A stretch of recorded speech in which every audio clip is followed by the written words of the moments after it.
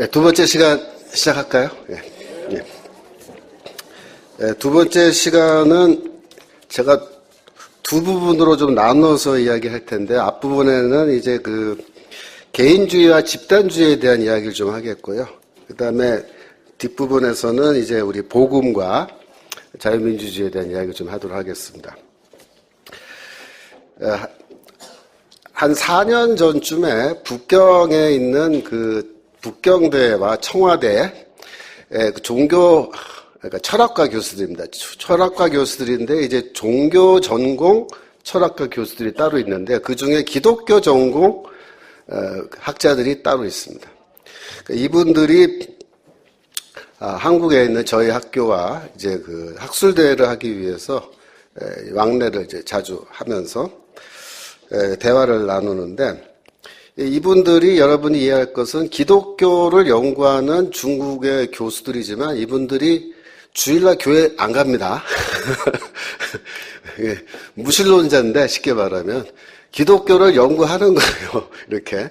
근데 그분 중에 이제 한 분이 뭐라 그러냐면은 중국 사회는 기독교를 필요로 한다. 이렇게 얘기를 한 거예요. 공개적으로. 그래서 이제 깜짝 놀랐죠. 어떻게 중국 사회가 기독교를 필요로 한다는 말 저렇게 하나. 그래서 무슨 말이냐, 무슨 뜻이냐 이제 따져 물으니까 이렇게 얘기합니다. 현재 중국의 민주주의가 자기들이 보기에는 많이 발전했는데 이거를 한 단계 더 업그레이드 하려면 뭐가 필요하냐면 한 명의 개인이 갖고 있는 그 가치와 그 개인을 존중하는 그런 문화, 그런 철학이 필요하다. 이렇게 얘기합니다. 그런데 서양에는 그런 전통이 있고 중국 역사를 보면은 그런 전통이 전무했다. 그러니까 중국에 존재했던 모든 종류의 중국 전통 철학은 몽땅 다 집단주의 철학이고 개인을 존중하는 그런 거 없다. 지금 현재 중국 공산주의도 집단주의지 개인의 가치를 인정하거나 그렇게 하지 않는 거다. 그래서 자기들이 도대체 서구 문화에는 이 개인을 존중하는 그런 문화가 있는데 이게 어디에서 유래했는지 자기들이 연구를 했대요. 연구를 해보니까 결론이 이게 기독교 때문에 생겨난 거란 걸 알게 됐다는 겁니다. 근데 그 말은 사실인 거죠. 지금 현재 문명사 쪽으로 보면은 서구 사회의 이러한 개인에 대한 존중, 이거는 종교개혁에서부터 비롯된 거거든요. 그래서 그 사람들 말은 쉽게 말하면은 중국 사회가 복음을 필요로 한다 그런 뜻보다도 복음이 갖고 있는 하나의 중요한 가치관입니다. 개인에 대한. 그래서 우리는 개인을 존중하고 개인의 가치를 매우 높이는 거죠. 여러분, 우리 기독교는 개인의 가치를 어떻게 높이나요? 예를 들어서 인간은 하나님의 형상을 따라 창조되었다라는 것에서 인간의 존엄성, 인간이 갖고 있는 무한한 가치를 우리는 긍정하는 겁니다. 고린도전서 8장 11절에 이런 말이 있습니다. 너의 지식으로 말미암아 그 믿음이 약한 자가 멸망하나니 그는 그리스도께서 위하여 죽으신 형제다. 즉 한 명의 그 형제를 위해서 예수 그리스도께서 죽으셨다. 예수 그리스도 누구냐? 영원하신 하나님의 지혜다. 창세 이전부터 계시던 하나님과 동등한 분이신데 그런 어마어마한 분이 이 한 명의 형제를 위해서 자신의 생명을 버리고 십자가에서 죽을 정도로 이 한 명의 개인은 무한한 가치를 갖고 있다 이 말입니다. 그렇죠. 그래서 우리는 한 명 한 명의 개인에 대한 어마어마한 우리는 존중, 그죠? 그거를 우리가 갖고 있는 겁니다. 저는 중국 학자들의 이야기를 듣고 두 가지를 제가 놀란 거예요. 첫 번째 뭐냐면 우리 기독교 안에 굉장히 좋은 게 있는 겁니다. 굉장히 중요한 게 있는 거예요. 이게 없으면 민주주의가 안 되는데 우리가 그걸 갖고 있다는 거예요. 근데 우리는 우리 안에 이렇게 귀한 게 있는데도 그게 좋은지 나쁜지를 모르고 사는 거예요. 근데 안 믿는 사람, 이 중국의 철학자들은 그걸 보고 부러워하는 거예요. 이거 좀 가져가고 싶다는 거예요. 두 번째로, 정말로 이 한 명 한 명의 개인을 존중하는 문화가 없으면 민주주의는 발전할 수 없다라는 그 말이 맞는 말이냐? 맞는 말이에요, 맞는 말. 그래서 제가 그 얘기를 듣고 그걸 확인하기 위해서 제가 또 책을 사서 읽어보고 막 연구를 했어요. 이 서구 사회의 이 개인주의 철학의 발전에 대한 이런 책을 읽어보니까 거기 다 나와 있어요, 책에. 이 서구 사회의 개인주의라는 거는 원래 처음부터 있었던 게 아니고 원래 개인이란 말조차 존재하지 않던 시절도 있었고 했는데 결정적으로 이게 생겨난 거는 이제 르네상스와 종교개혁이라고 하는 그 과정을 통하면서 개인에 대한 존중, 개인주의 철학이라는 것이 이제 성장하게 됐다. 그렇게 이야기하는 겁니다. 그런데 이 개인주의 철학을 우리가 잘 가르쳐야 되는데 그동안 학교에서 전혀 안 가르친 겁니다. 그래서 여러분 서울대 그 경제학과에 이제 은퇴하셨습니다만 이영훈 교수님이라고 그분이 그 유튜브에 있는 강연인데 강연 제목이 근대의 실종이란 강연이 있어요. 거기서 이제 그런 말씀하신 거 제가 들었는데 자기가 하루는 초등학교, 중등학교에서 사용되는 교과서 중에서 사회과, 또 국어, 역사 이런 거, 도덕 이런 거 책을 다 구해다가 쭉 읽어봤대요. 제가 시간 내서. 왜 읽어봤냐면 우리나라 이 공교육에서 초등, 중등교육에서 민주시민을 양성하기 위해서 얼마나 이 자유민주주의 제도의 기초가 되는 개념들을 잘 가르치고 있는지 그걸 확인해 보기 위해서 쭉 읽어보고서 제가 깜짝 놀랐다. 거기에 쉽게 말하면 개인이란 말이 실종되고 아예 나오지도 않는다. 개인이란 말이. 뭐가 많이 나오느냐? 주로 많이 나오는 게 민족, 국가 이런 겁니다. 사회, 통일 뭐 이런 거. 그러니까 이 전체 사회 집단의 큰 덩어리를 대해서 얘기하는 거는 그냥 주구장창 계속 나오는데 한 명의 개인이 갖고 있는 그 개인의 자유와 권리에 대해서는 단 한마디도 가르치지 않는 것을 보고 자기는 너무나 충격을 먹었다. 그래서 근대적 시민이 교과서에서 완전히 실종되고 근대적 시민을 양성하는 교육을 우리는 전혀 하지 않고 있다라는 결론에 도달했다는 거죠.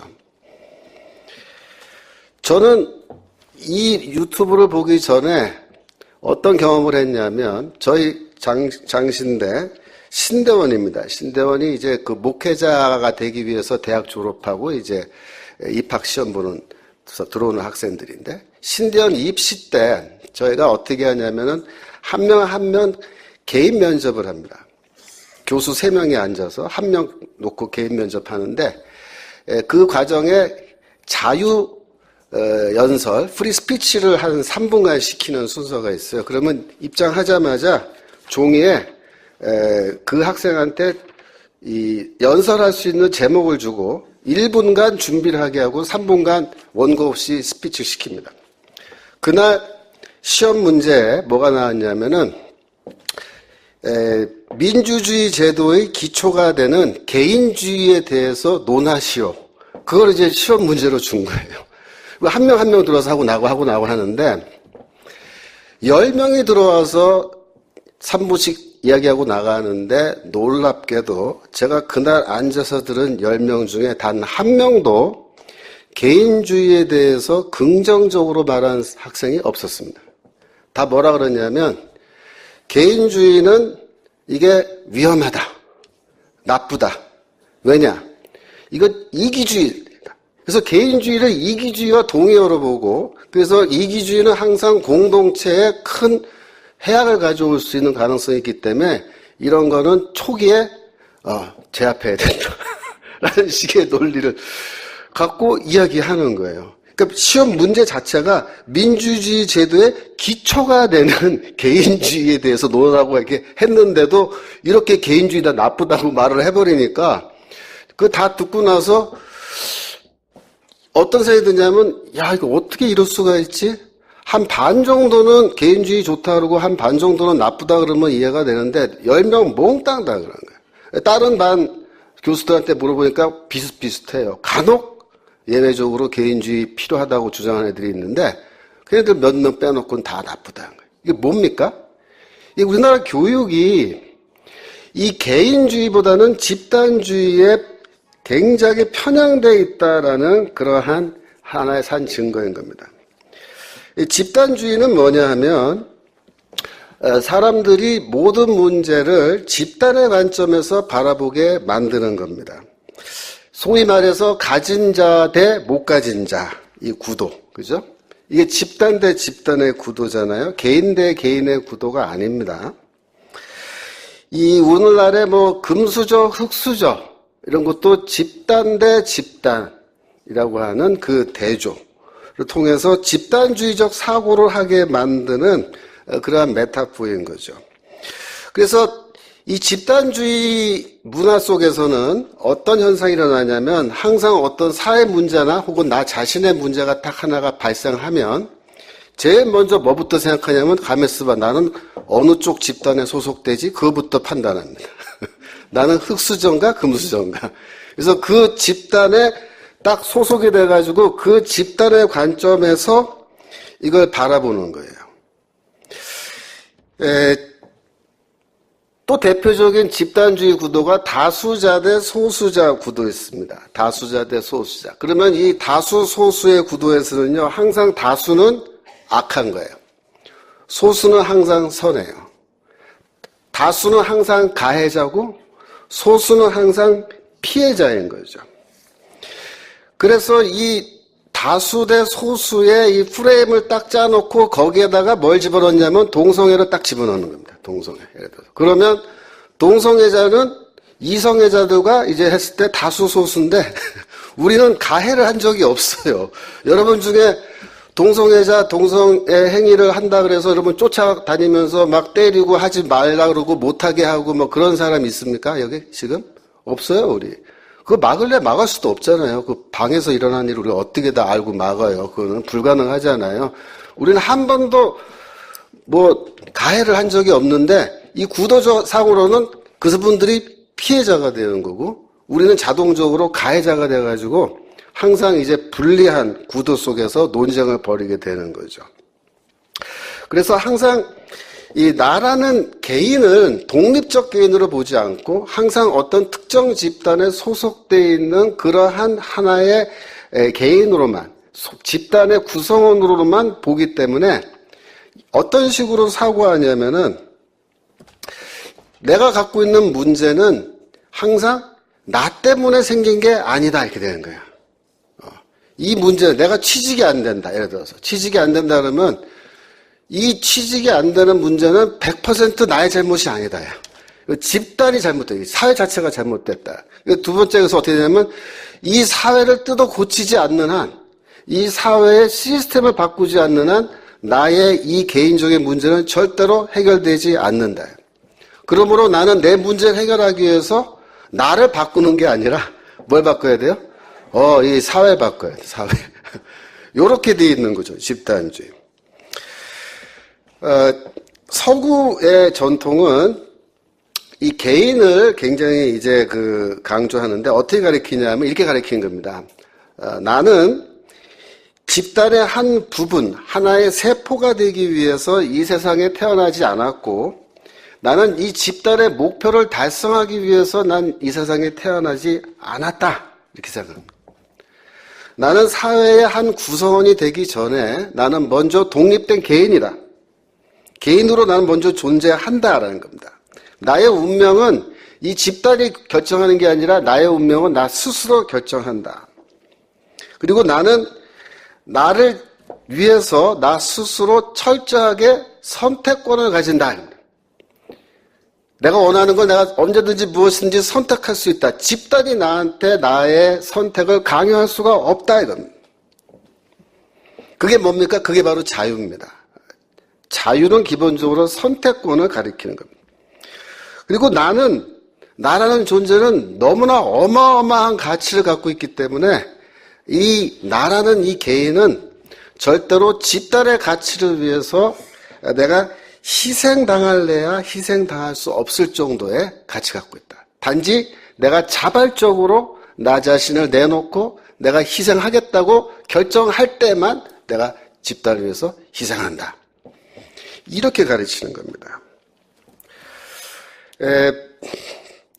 과거에 재밌는 사건이 있어요. 우리 집단주의, 개인주의를 잘 보여주는 사건이.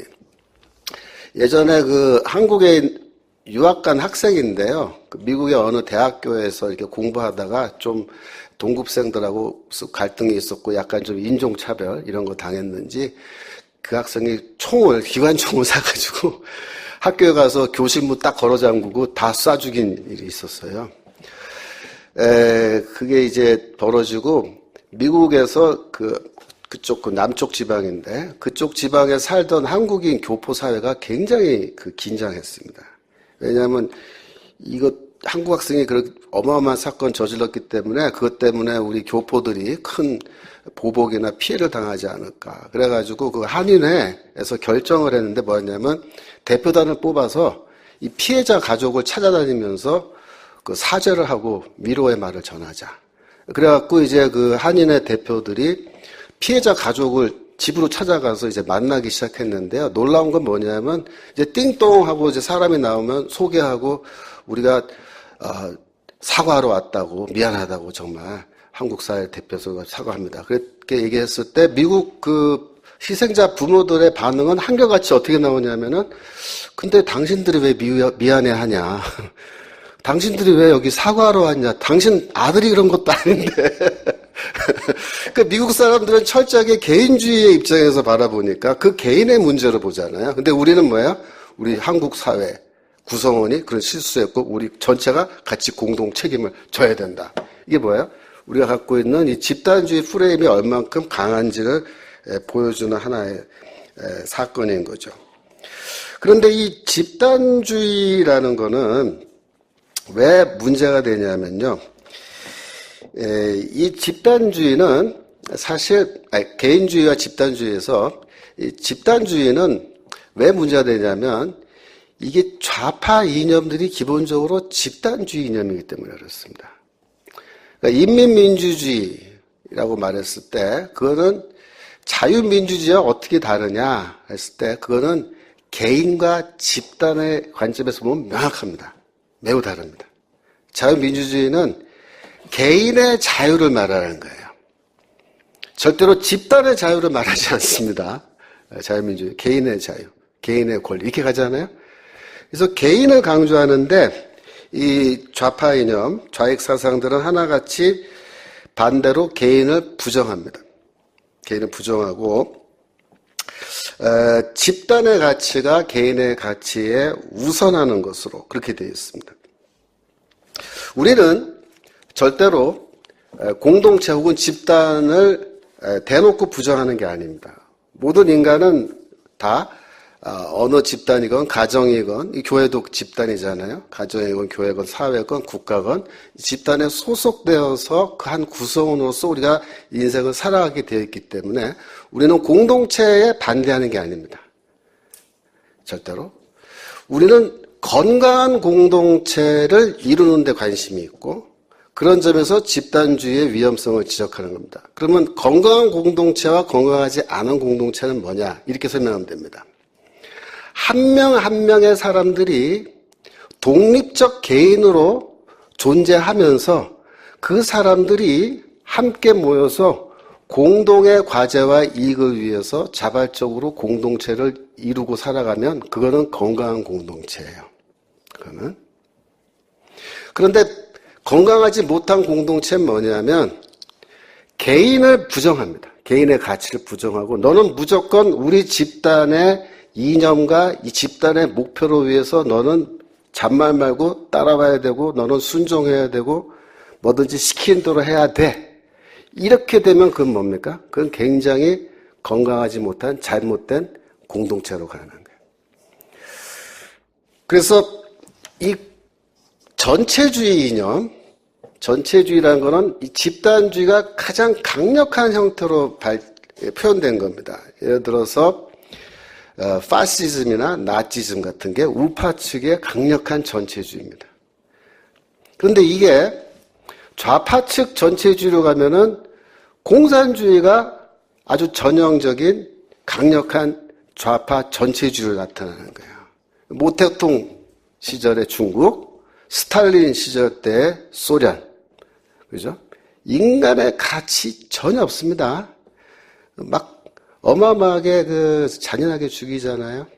여러분 가장 최근에 있었던 천안문 사태라는 게 뭐예요? 여러분 천안문 사태라는 게 본질이 뭡니까? 중국에서 일부 시민들이 민주주의 좀 더 확대하라고 천안문 앞에서 시위한 거예요. 젊은 학생들, 학자들 이런 사람들이 시위, 민주화 운동을 한 거죠. 우리말로 하면. 어떻게 대응했죠? 탱크를 갈아다가 탱크로 쫙 그냥 밀어붙였습니다. 다 갈아 엎어버린 거예요. 산 사람을. 상상이 되십니까, 여러분? 그래갖고 그 천안문 앞에 그 광장에 완전히 그 피바다 떡칠을 사람 그 시체로. 그게 뭡니까? 그게 공산 전체주의라는 거예요. 인간의 가치요? 한 명의 개인의 자유와 권리, 표현의 자유, 그런 거 있습니까? 없습니다. 그런 거. 인정 안 합니다. 공산 이념을 실현하기 위해서 우리가 이 길로 달려가는데 왜 딴소리 하냐 말이야, 이 인간들은. 다 갈아 엎어버려요. 죽는 거죠. 그게 문제예요. 그런데 이러한 개인의 자유를 우리가 확보하려면 뭐가 제일 중요하냐면 사적 소유제도가 제일 중요한 거예요. 사적 소유제도. 여러분 개인은 원래 중세시대 때까지만 해도 집단에 소속되어야 자기가 속한 부족의 마을에 소속되어서 가족에 소속되어서 살아갈 때만이 생존이 보장됩니다. 그런데 점차 근대사회로 넘어오면서 개인적으로 재산을 축적할 수 있는 게 이제 허용되고 그걸 축적한 개인들이 등장하면서 이 사람들이 공동체로부터 독립한 겁니다. 내가 공동체 소속을 안 해도 얼마든지 내가 갖고 있는 재산으로 먹고 살 수 있게 된 거예요. 이 사람들이 도시로 모여든 거죠. 그런 사람들을 뭐라 그러냐면 소위 말해서 근대적 개인이라고 말하는 사람들이 시작된 겁니다. 그 사람들끼리 모여서 이제 뭐라냐면은 나는 이제 독립된 개인이니까 내가 갖고 있는 재산을 사용하는데 이거를 내 자유로운 선택과 결정에 의해서 내 재산을 증식시키겠다 이렇게 하는 겁니다. 그래서 생산활동을 하는 거예요. 거기서 비즈니스 하는 거예요. 자유롭게.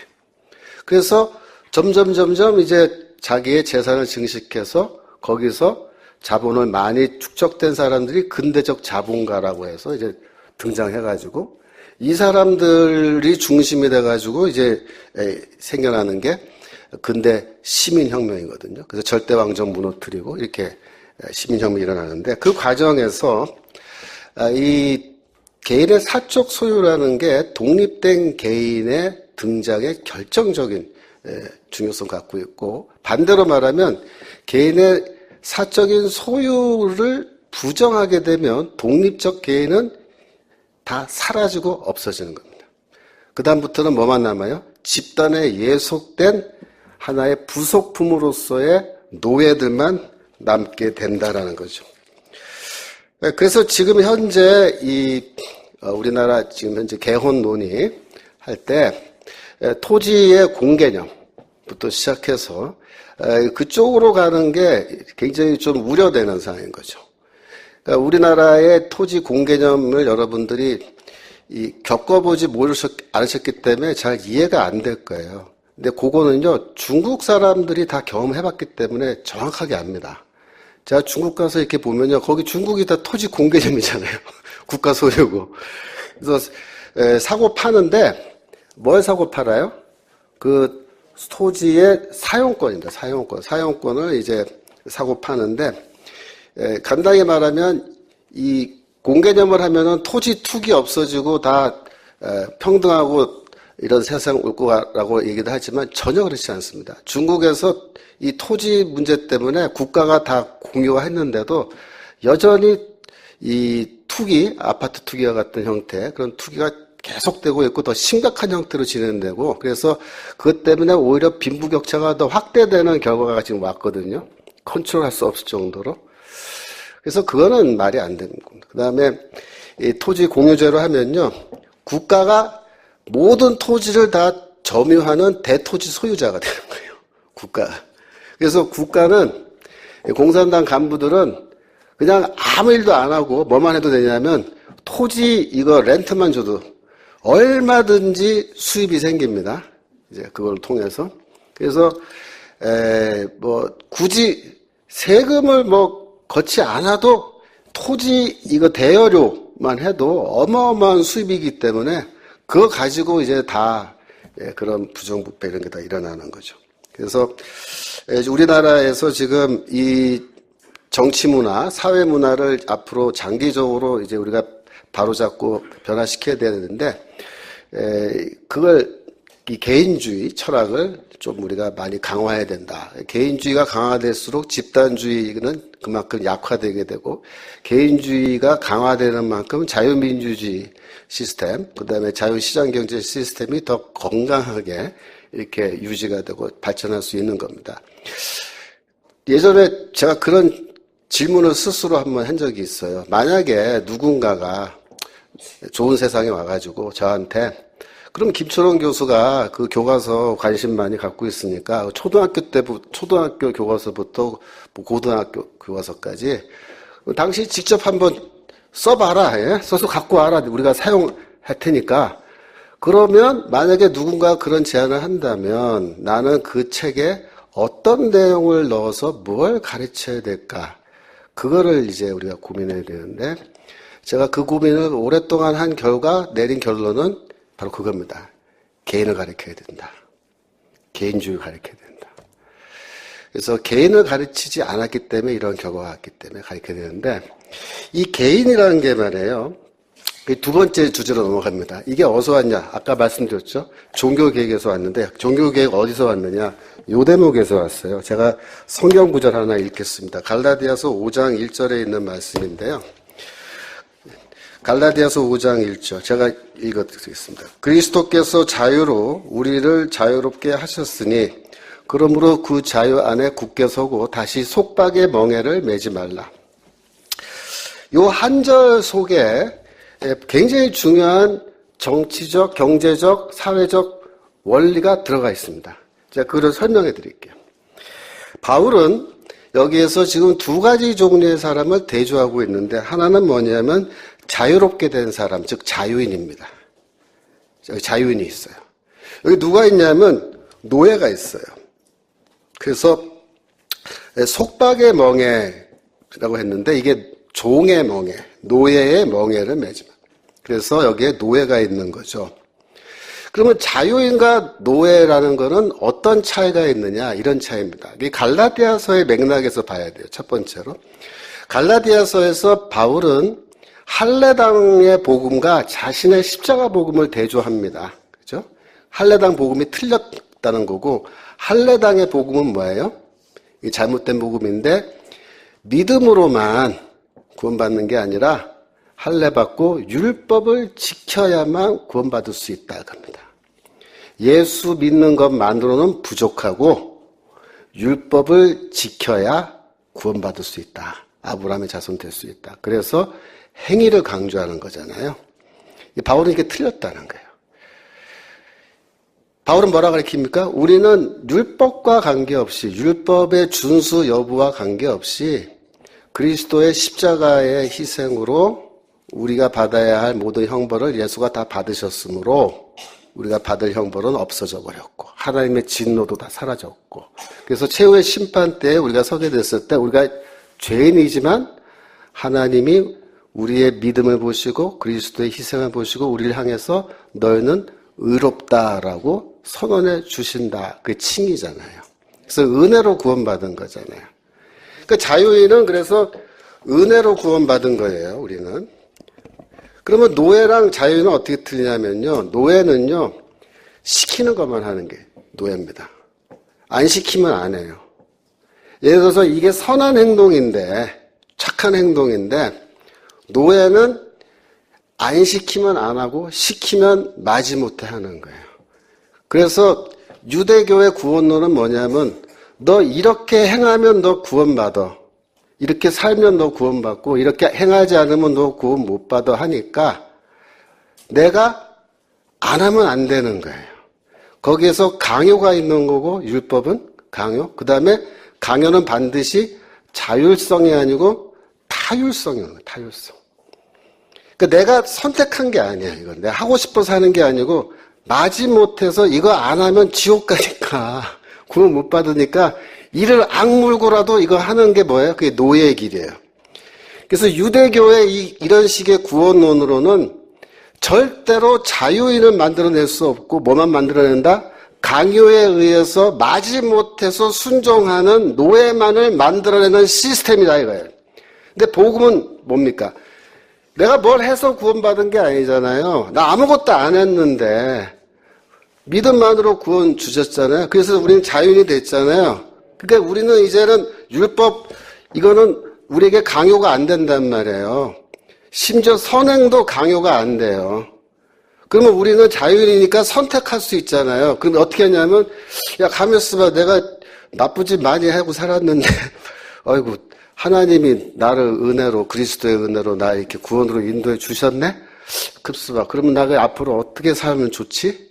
내가 이거 저기 이런 착한 일 좀 하면서 살까? 아니면 계속 나쁜 짓 하면서 살까? 그것도 내 결정이에요. 내 선택, 내 자유의지에 의해서. 근데 기독교는 뭐냐면 야 내가 죄인인데 은혜로 구원받았으니까 내가 앞으로는 내가 이런 좀 주를 위해서 세상 사람들을 사랑하고 하나님을 사랑하는 이런 좋은 일을 내가 많이 하면서 살아야겠구나. 내가 자발적으로 결정하는 겁니다. 타율성이 아니고 자발성이에요. 이게 자유인의 본질이에요. 그래서 내가 자발적으로 선택하는 거예요. 착하게 살기로, 선행하기로.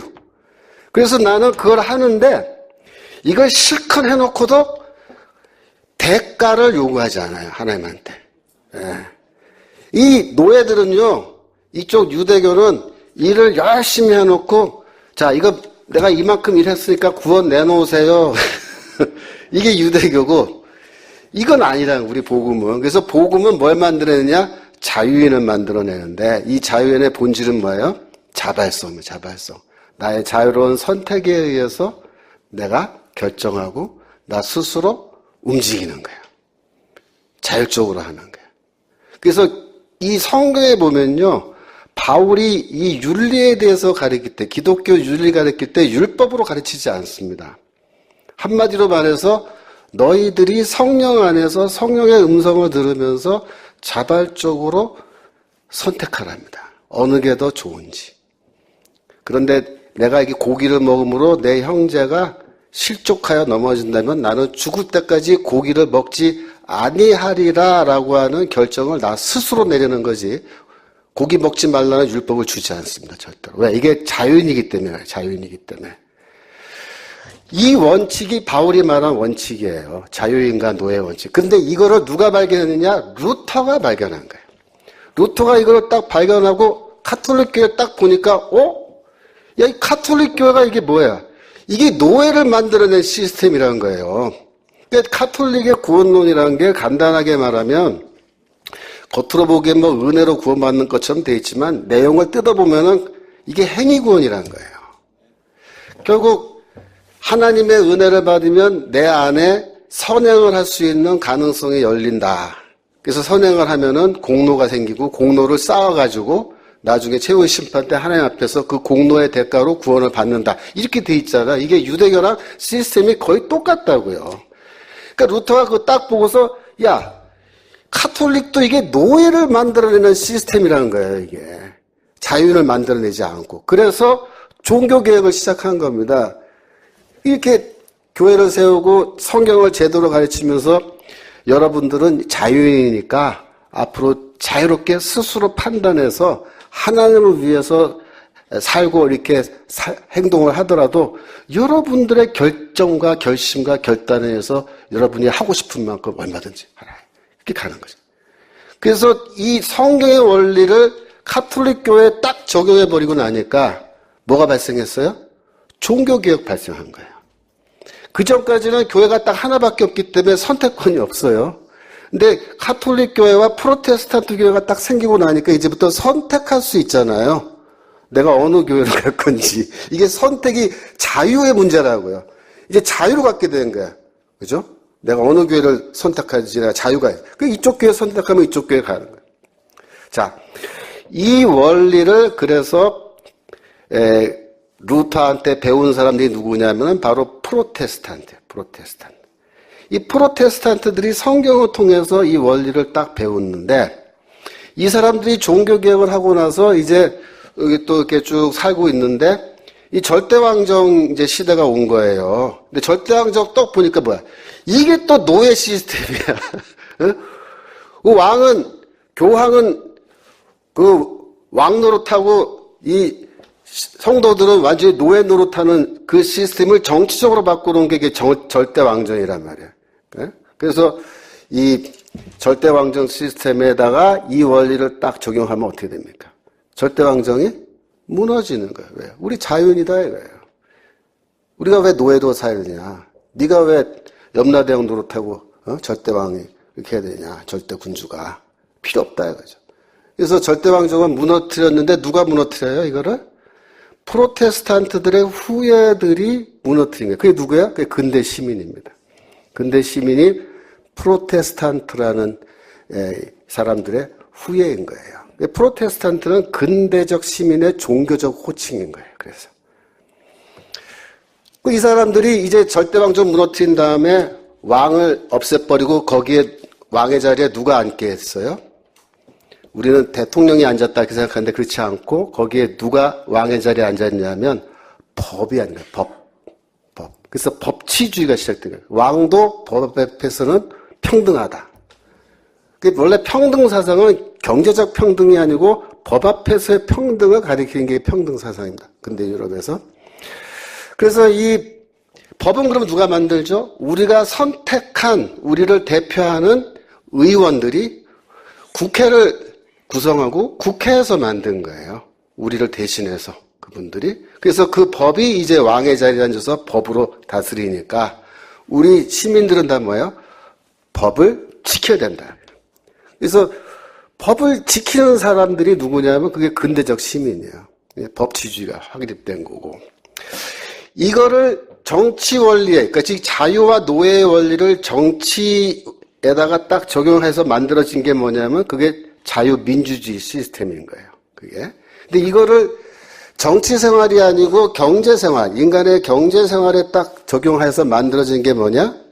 이게 자유시장 시스템입니다. 즉, 나라는 개인은 시장에 독립되어 있는 인간으로 시장에 내가 들어가는 거예요. 내가 갖고 있는 사적 소유, 내 재산을 내가 사용해서 내가 원하는 물건을 내가 무엇을 만들지 나 스스로 자유롭게 결정하는 겁니다. 내가 생산해요. 그 다음에 이거를 판매하고 교환하고 소비하는데 그것조차도 자유로운 독립적 개인들의 자율적인 판단과 선택에 의해서 교환하고 소비하는 거예요.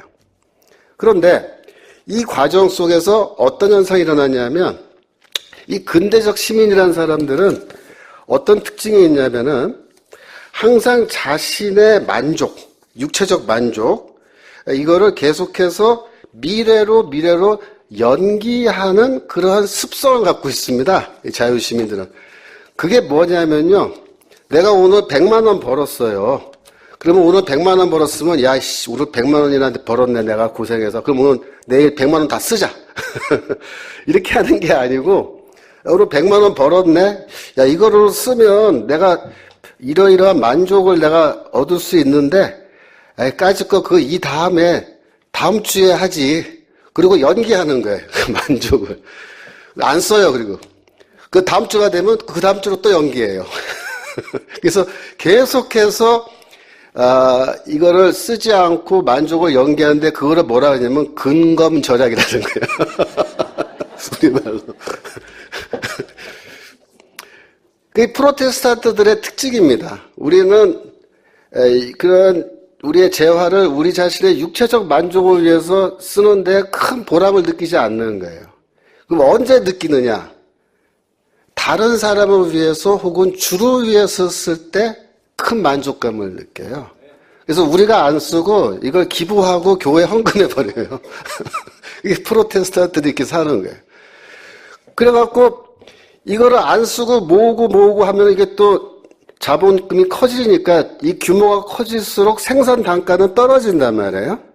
그러니까 더 싸고 더 질 좋은 물건을 더 많이 만드는 사람들이 여기저기에 막 생겨나서 그 사람끼리 또 교환하니까 이 교환에 의해서 서로 더 많은 혜택을 입는 거고 그 혜택은 결국 전 사회의 전체 구성원의 경제적 수준의 상승이라는 효과를 가져온다.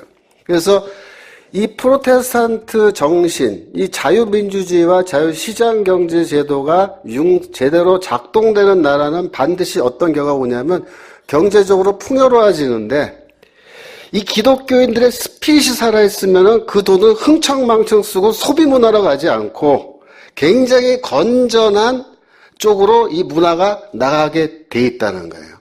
근데 우리가 그걸 실패한 거예요, 지금. 우리가 그거를 제대로 교육을 안 시켰기 때문에 우리나라 사회는 자유가 얼마나 소중한지도 모르고 이 정치 시스템이 얼마나 귀하고 경제 시스템이 얼마나 중요한지도 모르고 여하튼 이렇게 경제적 발전을 경험했는데 이 물질적 풍요 속에서 다 뭐예요? 소비문화. 그죠? 그래서 다 썩어버린 거예요, 정신 상태가. 거기에 우리 기독교인들도 포함되는 겁니다. 우리가 먼저 회개하고 반성해야 돼요. 우리가 제대로 복음을 가르치고 배우고 실천하지 않아서 이렇게 됐다. 이 자유의 개념도 이게 기독교 종교개혁에 뿌리를 두고 있고 이 자유민주주의 제도는 우리 프로테스탄트 선조들이 만들어낸 시스템이기 때문에 이게 우리 겁니다. 그래서 우리가 지켜야 되는 거예요. 자유시장경제제도도 똑같아요. 이게 우리 거예요. 이거를 우리가 안 지키면 다른 사람들이 지켜줄 사람들이 없어요, 사실은. 이게 교회가 우리 기독교 개신교도들이 이 현재 자유민주주의와 자유시장경제제도에 대한 우리의 오너십을, 소유권을 갖고 있고 우리가 책임을 지고 이거를 지켜야 되는데 그게 뭘 지키는 거냐면 헌법적 가치를 지키는 겁니다, 지금. 이걸 개헌해서 가장 문제가 되는 게 이게 가치의 문제예요. 어떤 구체적인 시스템 그것도 문제지만 지금은 가치 전쟁의 시대에 우리가 살고 있습니다. A라는 가치와 B라는 가치, 자유라는 가치와 평등이라는 가치를 놓고 우리가 지금 어느 쪽이 더 우월한 가치인가를 놓고 지금 논쟁을 하고 있는데 지금까지 많은 사람들이 우리 한국 사회에서 평등이라는 가치에 대해서 필요 이상으로 고평가를 하고 있는 거예요, 지금.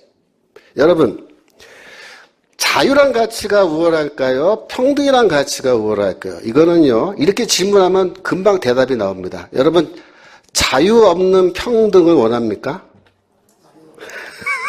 그렇죠? 그럼 어느 게 더 우월한 가치인지 결정 난 거죠. 평등도 자유가 있는 평등이라야 그게 진짜 평등인 거고. 그죠?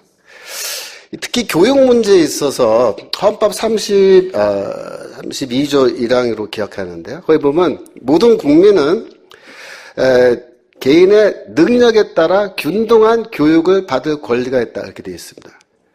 모든 국민은 자신의 능력에 따라 균등한 교육. 그래서 능력에 따라라는 말이 뭐냐면 우리 어린 학생들이 여기 있는데 이 학생들이 지금 하나님께서 우리 기독교용으로 말하면 하나님께서 주신 은사가 있다는 거예요.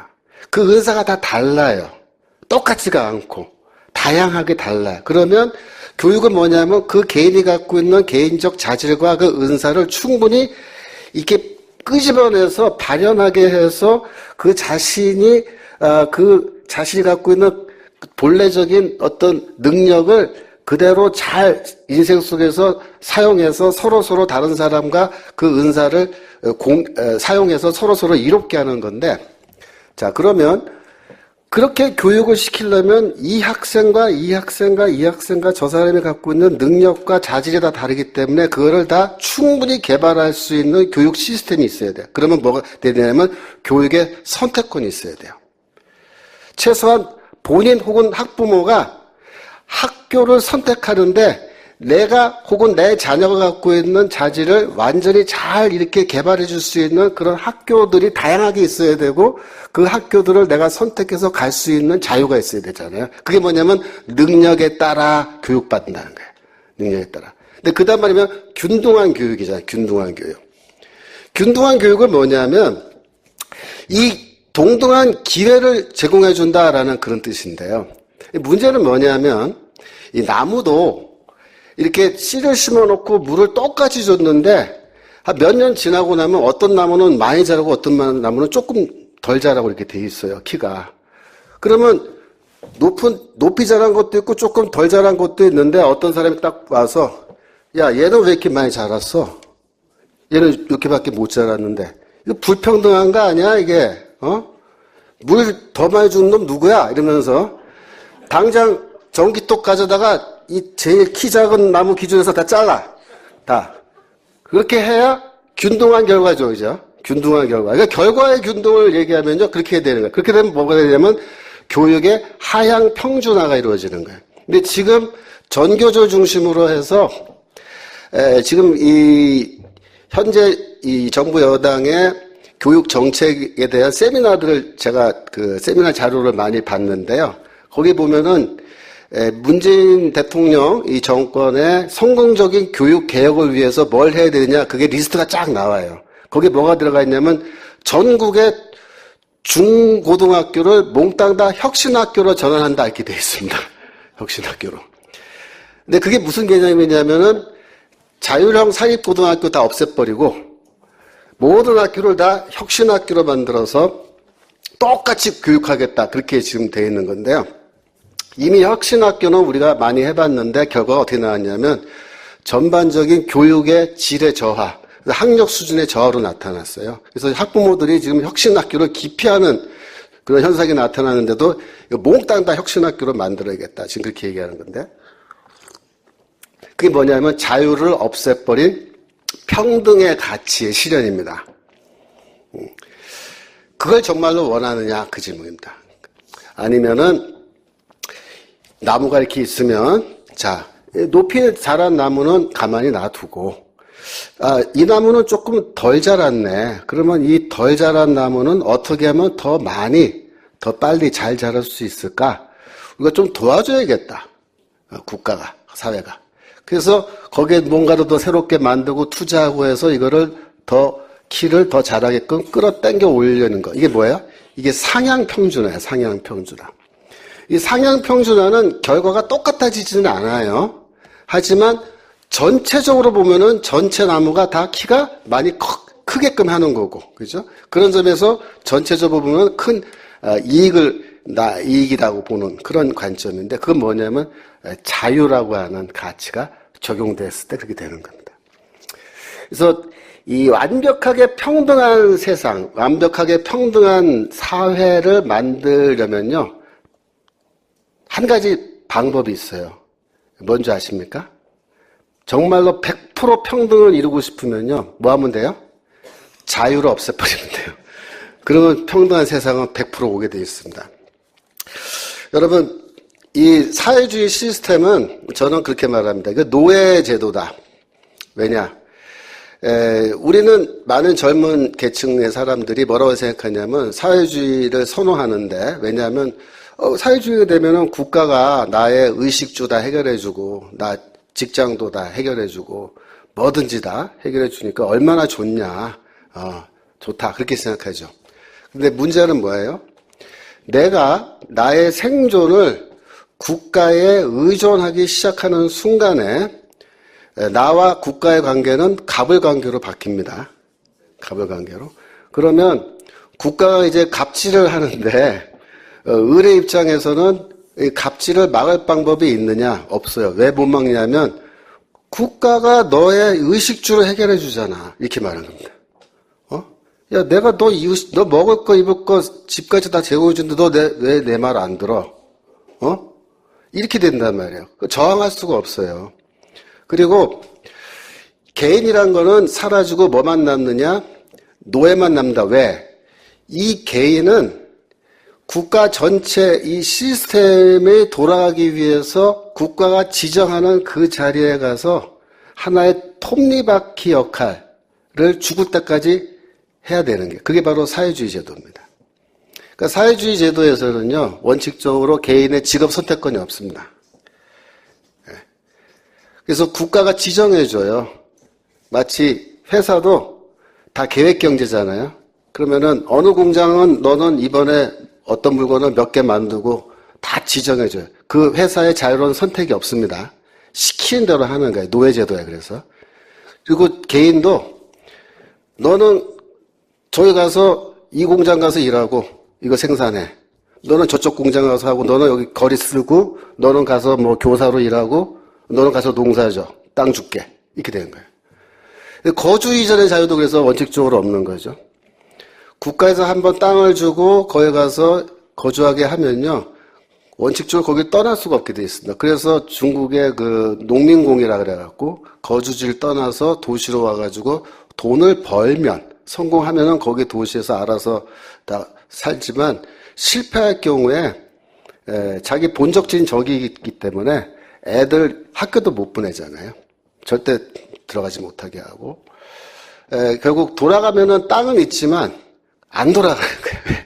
거기 가면 아무것도 원하는 게 없기 때문에 차라리 거지로 살아도 도시에서 사는 게 더 낫다고 하는데 이 거주 이전의 자유가 없기 때문에 농민공이 이렇게 발생하는 겁니다. 그래서 이제 말씀을 마무리하려고 그러는데요.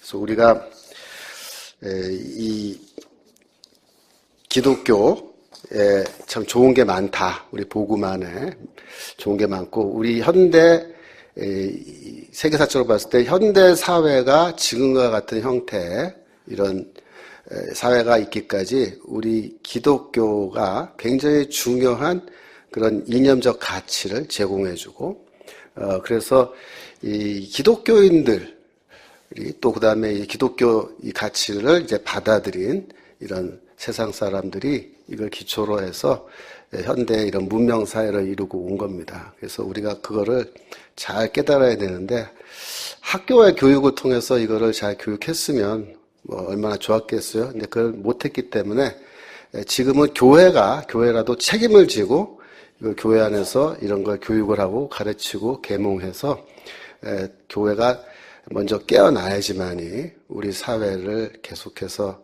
건전한 방향으로 이렇게 나갈 수 있기 때문에 우리 정말 정 목사님께서 귀한 시간을 저 같은 사람한테 이렇게 주셔서 이렇게 강연을 하는 겁니다. 그래서 여러분들이 여러 가지로 뭐 어려운 시기에 우리가 살고 있습니다. 그래서 어떤 분들은 이 나라를 떠나야 되는 게 아니냐, 이민 가야 되는 게 아니냐, 막 그런 생각도 하시고, 지금 또 어떤 분들은 굉장히 절망하셔서, 야, 이거 정말 큰일 났다, 걱정만 하고 한숨만 푹푹 쉬고 계시는 그런 상황 속에 있는데, 어떤 면에서 보면요, 우리가 우리의 능력으로 이거를 다 바로잡고 할 수 없을 정도로 지금 상황은 사실 심각합니다.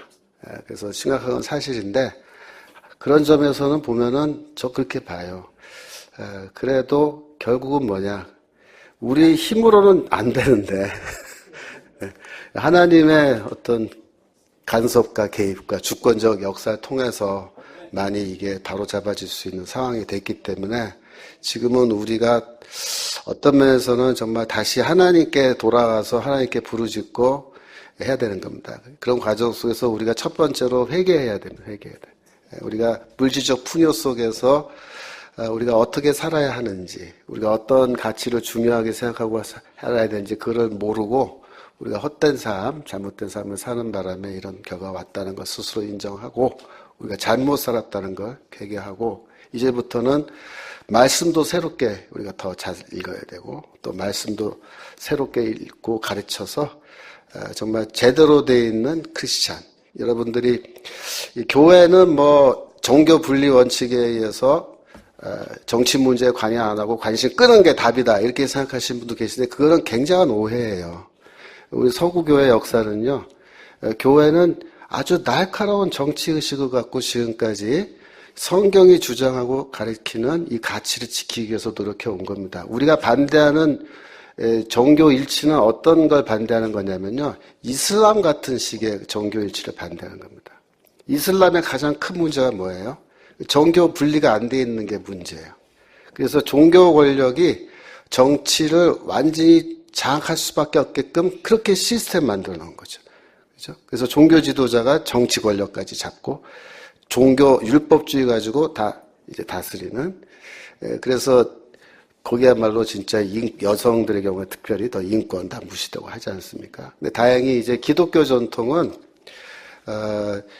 교회와 정치 권력이 일치되어 있던 시절도 있었지만은 종교개혁을 통해서 그게 이제 분리가 됐고 그 이후에는 교회가 정권을 장악하기 위해서 노력하고 시도하고 그렇게 하지 않는 겁니다. 하지만은 교회는 우리가 정권을 직접 잡아서 교회가 뭐 이렇게 정치하고 그런 건 원하지 않지만 그러나 성도들이 우리 교회가 어떤 것이 정치적으로 건전하고 올바른 것인지 특별히 그것이 우리 크리스찬 스피릿과 우리 크리스찬 원리에 부합하는 것인지 어떤 제도를 우리가 더 선호할 수밖에 없는지 거기에 대해서는 흔들리지 않는 확실한 원칙과 신념을 갖고 우리가 살아야 되는 거예요. 근데 그거를 그동안 안 했기 때문에 이런 혼란이 온 겁니다. 다행스러운 거는 정말 아직까지는 교회가 다 무너지지 않았어요.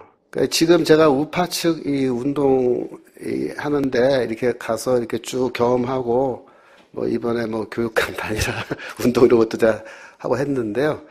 솔직하게 말씀드리면요. 이 교회 외에는 희망이 없습니다. 제 결론이 그겁니다. 교회에 희망이 없고 거의 다 무너져 버렸고요. 지금은 그나마 교회가 아직 안 무너졌기 때문에 이 정도 지금 유지하고 있는 건데요. 앞으로 이 예상은 뭐냐면 이 교회를 무너뜨리려고 하는 시도들이 지금 이제 굉장히 강력하게 등장할 겁니다. 제 말이 이제 맞나 틀리나 한번 두고 보세요.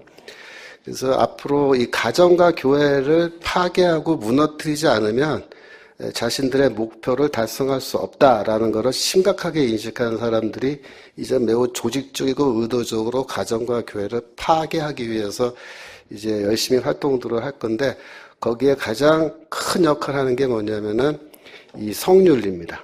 동성애, 그 다음에 이 성적 자기 결정권, 성적 지향 이런 거 얘기하면서 성 문제를 가지고 이 교회와 가정을 파괴하는 그런 현상들이 일어날 텐데 우리가 이제부터라도 깨어서 그런 모든 시도를 다 막아낼 뿐만 아니라 다시 이 나라를 바로 세우고 가정을 바로 세우는 그래서 그 과정 속에 교회도 이제 바로 서야 됩니다.